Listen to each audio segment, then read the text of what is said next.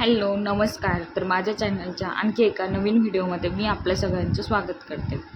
तर आता ऑलमोस्ट दुपार झालेली होती आणि मला हा बेड जो आहे ना तर तो ट्रान्सफर करायचा होता किचनमध्ये, आणि इथं जो आहे तर तो मला सिटीमधला बेड टाकायचा होता. तर आता हे मी शॉर्ट व्हिडिओमध्ये शेअर केलेलंच होतं, पण मी लॉंग व्हिडिओ पण काढून ठेवलेला होता. तर मग मी म्हटलं ना ही व्हिडिओ पेंडिंग पडल्यापेक्षा अपलोड करून देते. तर मी इथं जो पसारा होता ना तर तो फक्त उचलून किचनमध्ये ठेवला, आणि इतका पसारा होता ना तो इकडचा पसारा कमी झाला आणि किचनमध्ये पूर्ण गजबजून गेलं. तर मी हा पसारा आवरेपर्यंत इकडं पिल्लूला मी बेडवर ठेवलेलं होतं आणि ती खेळत होती मस्त. आणि मी तिला इथं खेळायला लावलं आणि इथं मी सगळा पसारा किचनमध्ये उचलून ठेवला.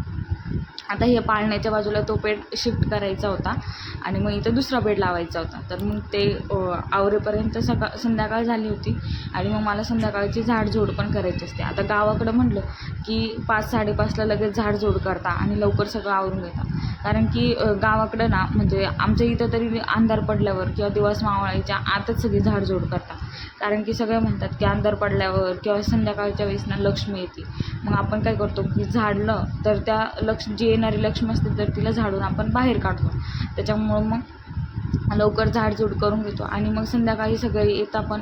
तर मग आपलं पण सगळं आवरलेलं असेल तर चांगलं वाटतं, तेवढंच बसायला पण भेटतं आणि थोडं गप्पा पण मारता येतात. तर मी ते सगळं पटपट सगळं आवरून घेतलं, घर झाडून वगैरे घेतलं आणि आमच्या मिरच्या काढणं चालू होत्या आज. तर मग त्या मिरच्या बाजारात न्यायच्या होत्या आणि त्या मिरच्या बाजारात नेण्या अगोदर आहे ना त्याच्यातून लाल मिरच्या बाजूला कराव्या लागतात. कारण की त्याच्यात जर लाल मिरच्या असेल ना तर भाव कमी भेटतो. आता सध्या तर मिरच्यांचे भाव असे पण कमी झालेलेच आहे, पण ज्या आहे तर त्यांना आपण घरी नाही ठेवू शकत, त्याच्यामुळं विकायला काढल्या होत्या. आणि त्यानंतर इथं ते शेजारच्या बायका आहे तर त्या पिल्लूला भेटण्यासाठी आल्या होत्या. आता बाळ झालं की आपण शेजारी पाजारी लगेच भेटायला जातो, तसंच ते पण पिल्लूला भेटायला आले होते. आणि त्यानंतर मी इथे घेतलं होतं आज रावण पिठलं बनवायला.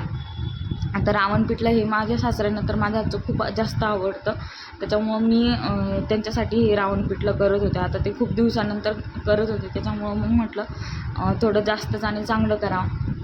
मग जर तुम्हाला रावण पिठल्याची रेसिपी पाहिजे असेल तर नक्की मला कमेंटमध्ये सांगा.